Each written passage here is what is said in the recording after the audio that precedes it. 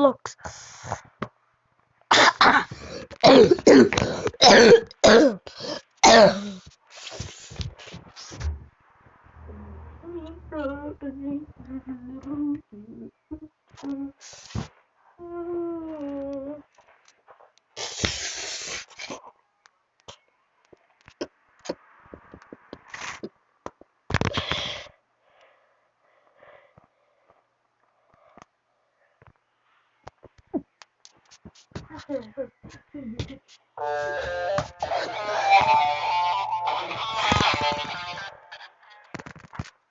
Hey guys, it's Luke, Sigmaster Luke, and I'm going to be showing you guys how to find Roblox Studio, what Roblox Studio is preferable for, and how to use some basic tools in Roblox Studio. So first, to find Roblox Studio, you go to Start, then you do All Programs, scroll down until you see a folder called Roblox, click it, and Roblox Studio should be right there.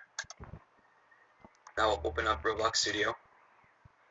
And now here we are on Roblox Studio with it open. There are three boxes that you should know about. There's Explorer, just to the right here. Then there's Properties, and there's also Output. If you're just going to be doing building and no scripting, then you don't really need this Output box, so we can close that. And for Properties and Explorer, you'll need those for building. They're quite useful.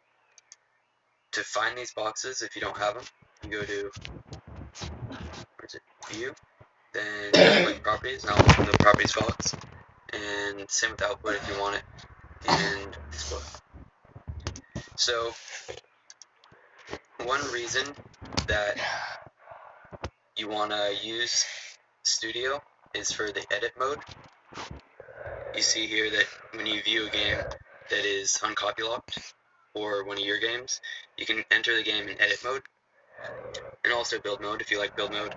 Personally, edit mode is better because the game starts out paused and none of the scripts or the physics engine is running, so you can make changes to your game without the game running, which is very useful when you're trying to make stuff.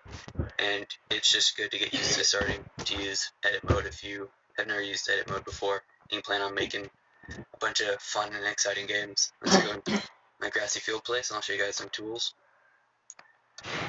Something I was working on, tornado script. So basically I have a giant green base plate that I think I had to edit to make it a little bit bigger. You can see right here that the Explorer is like your hierarchy of all the things inside your game. Workspace is basically anything that you can see in game. One thing about edit mode is that you don't have a character. That's going to be hard to get used to, but it's better in the long run. So this right here is my base plate. It's quite big. In the properties box, you can see all the properties of it. You can see that it's 2048 by 2048. That is how wide it is. Change that down to 500 to be more reasonable. So I just resized it, and it got a lot smaller. It's hard to tell because quality is not too good. So, show you guys how to insert a part. A part is just another name for a brick. So right here you see the brick. You can move around in edit mode by using the WASD keys or the arrow keys, and then you hold right click on your mouse to rotate the camera, and normal click is for dragging things and all this. So here are three main tools right here. The resize, where you can resize bricks really easily. It's really nice, really useful. Then here's the move on axis tool, which will just move parts on separate axes. XY, I don't know the forward axis. That lets you move them along axis. And this is just a basic tool for dragging stuff around. Also, if you have multiple parts,